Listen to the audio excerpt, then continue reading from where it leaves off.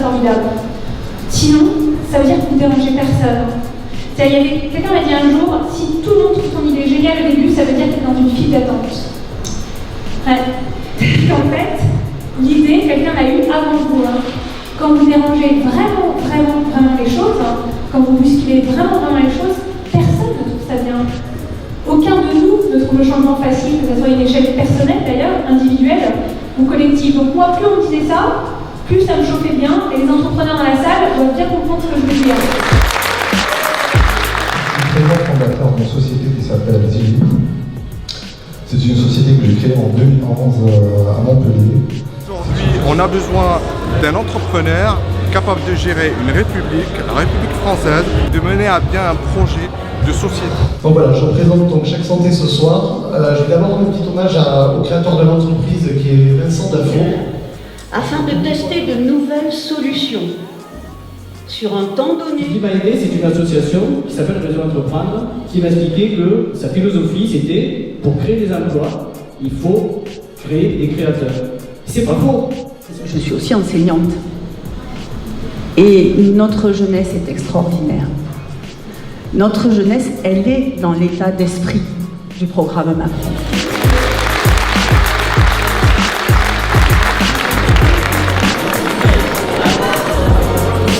C'est que je pense que vraiment Emmanuel Macron veut réellement changer les choses. C'est quelqu'un qui est neuf, qui a pu expérimenter les blocages au sein du gouvernement et il a voulu vraiment monter un parti pour faire un gouvernement d'union nationale et réformer enfin le pays. Nous, dans les startups, on a l'habitude d'un management qui est plutôt corporatif. Il n'y a pas de pyramidal dans nos organisations. Et la force du mouvement En Marche, puisque c'est 1 an, c'est d'avoir cette force aussi en région, dans les départements, dans les villes, d'être ultra motivé. Voilà. Le changement d'état d'esprit, de conception du monde et de l'entreprise.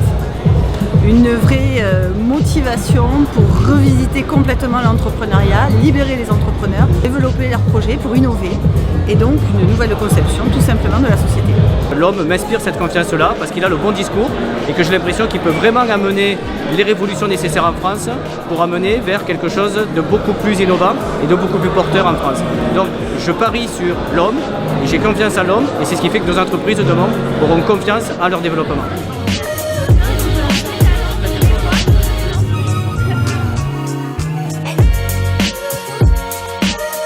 Moderne, convaincante, excellente, motivante, géniale, innovante, dynamique, encourageante.